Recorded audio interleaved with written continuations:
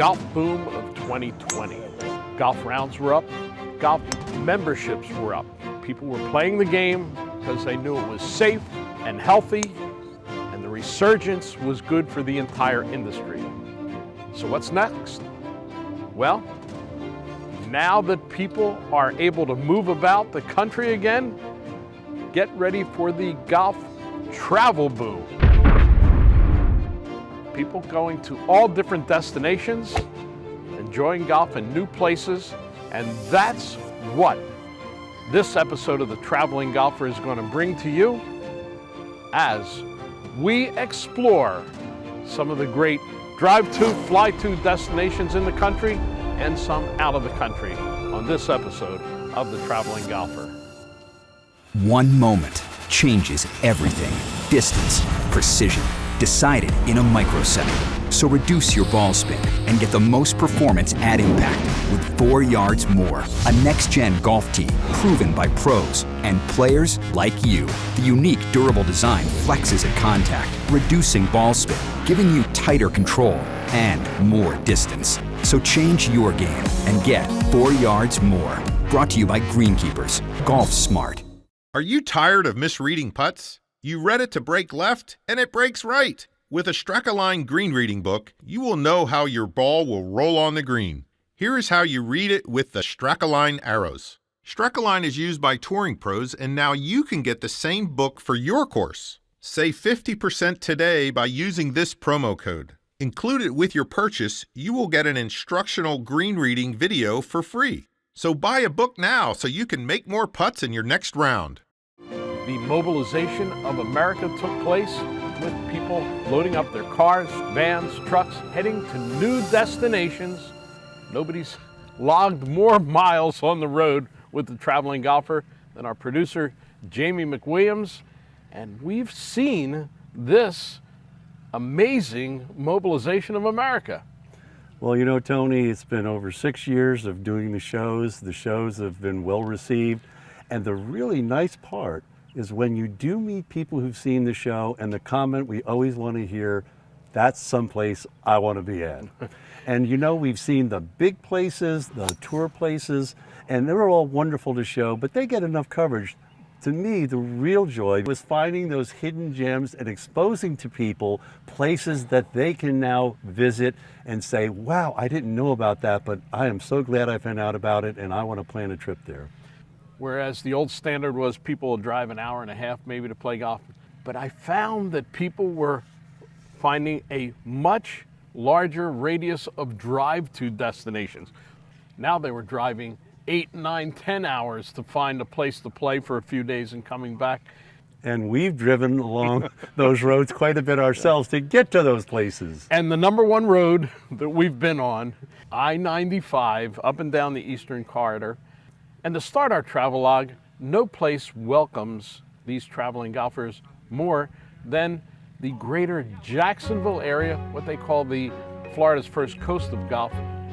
Great golf courses. You mentioned TPC Sawgrass, the most famous hole in America, maybe number 17, the Island Green.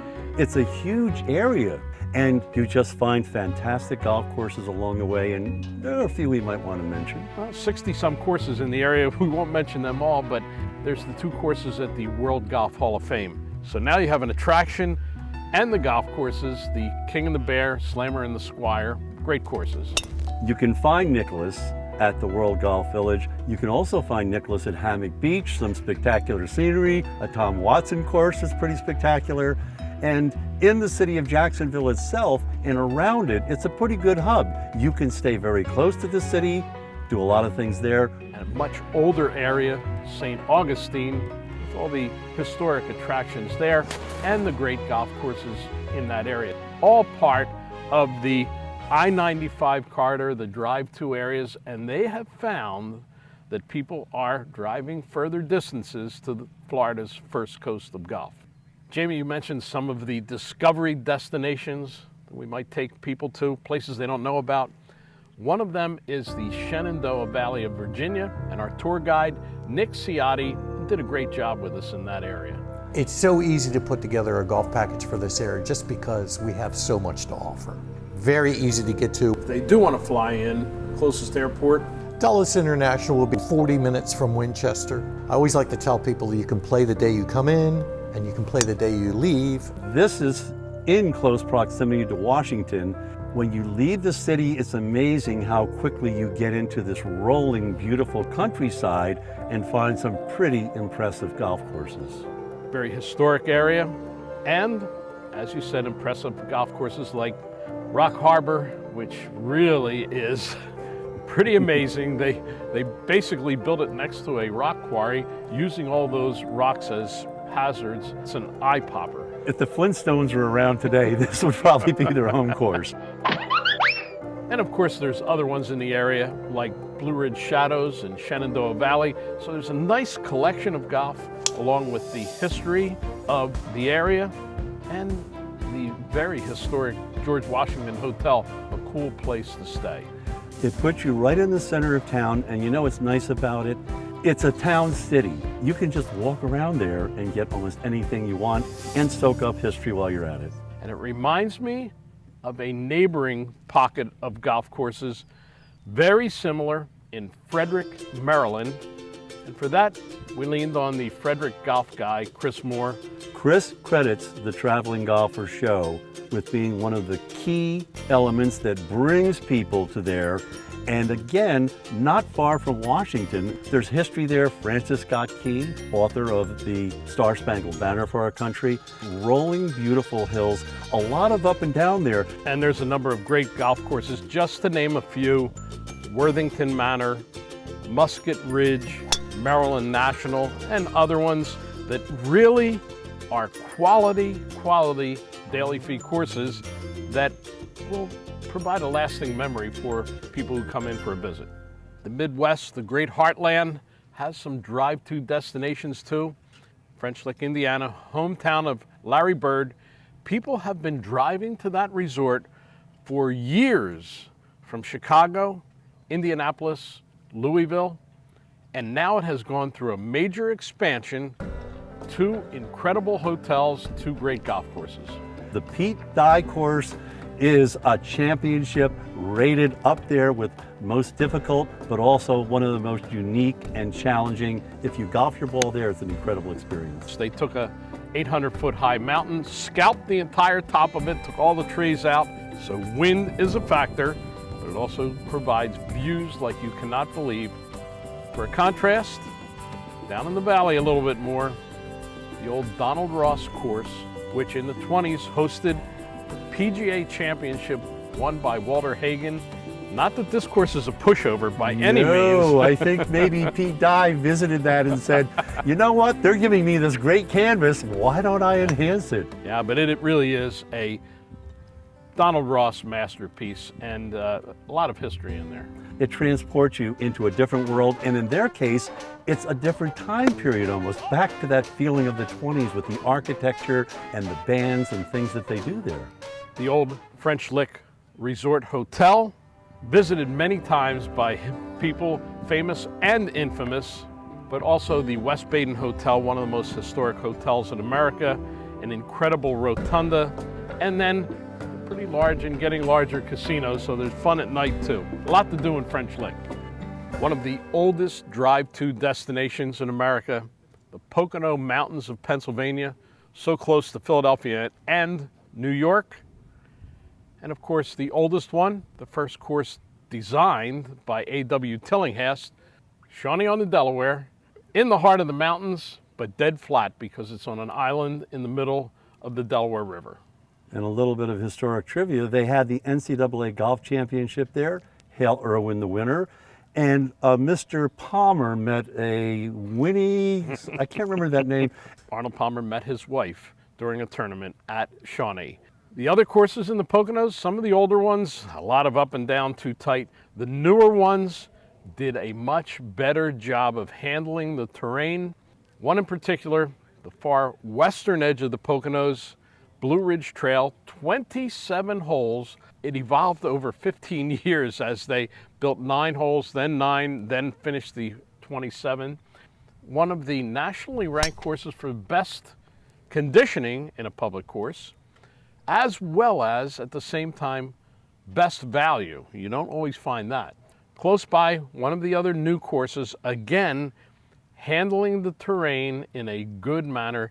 Jack Frost National gives you incredible views of the Pocono Mountains. Kind of the prototypical mountain course in the modern era that is playable and challenging. Speaking of old drive-to destinations, people drove down the shore from New York City and Philadelphia for years to play golf in the Atlantic City area. Two of the most historic golf courses in all of America, Atlantic City Country Club, hard on the bay, just an absolute delight to play, and Seaview Resort, two courses, the Bay Course, the Pines Course, home of the ShopRite LPGA Classic, and again, a historic golf course. Being close to the shore, 90% of the time, you would be able to go down there and have a round of golf. And it was always good golf, even in the winter conditions. Yeah, they don't get the snow that we get more inland. And then, of course, at night, there is certainly a lot to do with all of the great restaurants and the casinos of Atlantic City. Sounds like it's your best bet if you want to golf.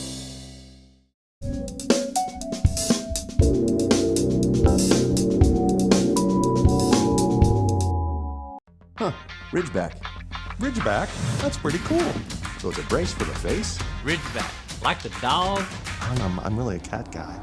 So what is it? The best feeling and longest metal woods you'll ever hit. Is that Bernhard? Oh, great, Langer.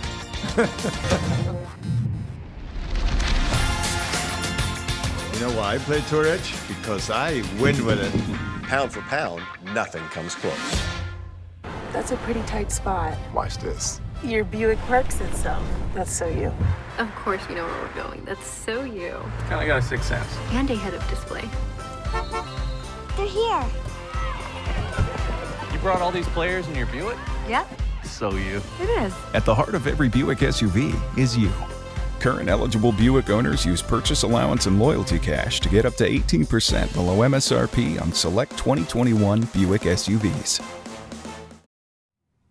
Once the golfers started driving to expanded destinations across America, it wasn't long that flying to them started, especially once the country opened up. Charlie Rymer, former PGA Tour star, now a spokesperson for the Myrtle Beach area, explained why that has become a popular fly-to destination. Myrtle Beach International has 10 airlines and service 47 cities. There's 40 plus nonstops coming in and out of here every day. And I'm gonna tell you one thing I cannot stand is the rental car shuttle. So when you come into Myrtle Beach International, you grab your bags right there off the carousels, you head to the door, and what do you see? This. The rental cars right there. You can get your clubs, get to your rental car, and get to the first tee faster than you can get to your rental car at any other airport. Charlie really gave us a good rundown of how easy it is now to get to Myrtle Beach. Once you're there, you're gonna have to do a little bit of driving. You got 60 miles of golf courses from North Carolina all the way down to the Pawleys Island area. Well, I think you always make your choice and say, I want to stay in the Myrtle Beach proper area and sort of hub through there, or I like the south end, or I like the north end up in North Carolina. You can play just about every great golf course architect in that stretch of courses, and that makes for variety that will provide memories for a lifetime. When it comes to famous fly-in vacation spots in America, the first is Las Vegas. We discovered, there's that word again, a great golf area, Mesquite, Nevada.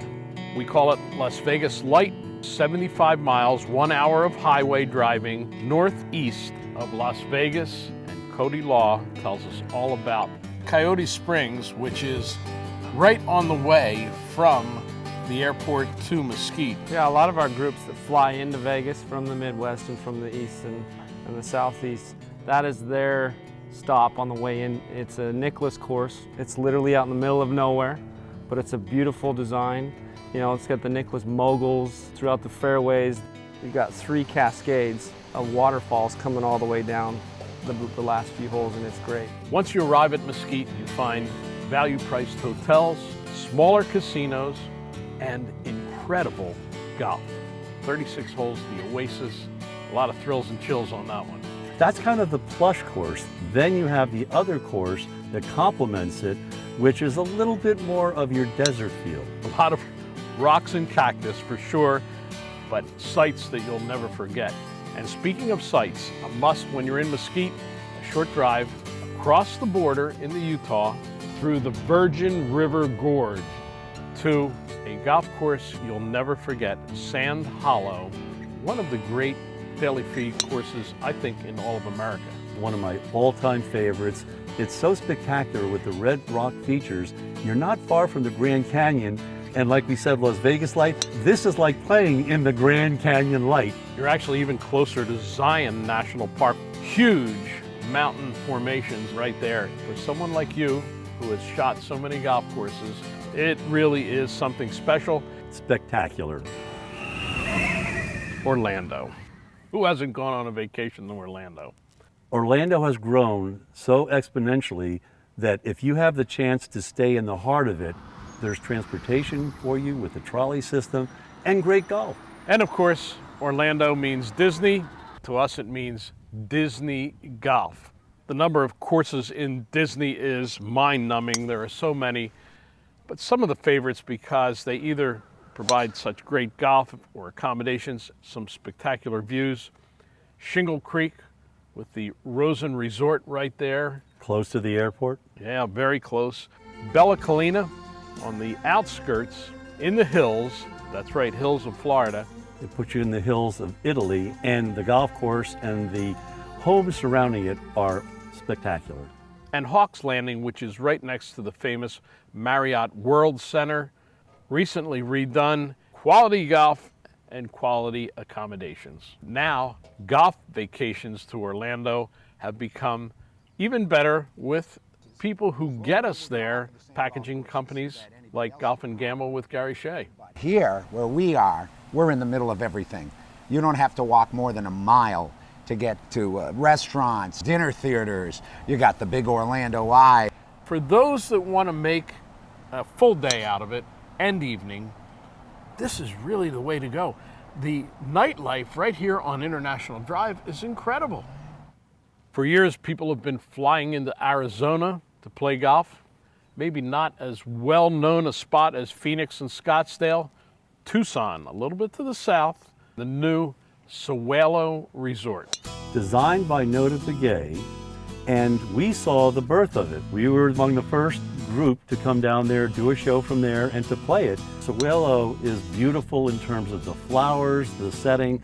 And it's right next to a beautiful new hotel, resort, and casino. There are a number of other golf courses in the Tucson area. Don't miss it.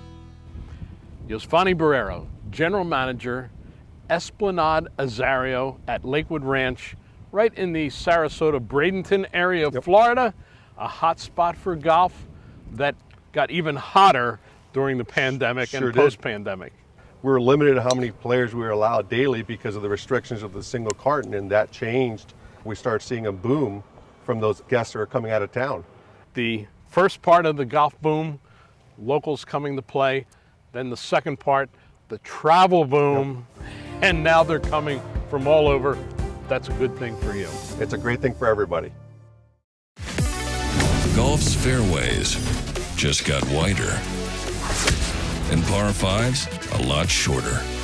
Thanks to Bridgestone's new E12 Contact, featuring a unique contact force dimple design that delivers 38% more contact at impact. Think straight. Think distance. Play Bridgestone's new E12 Contact.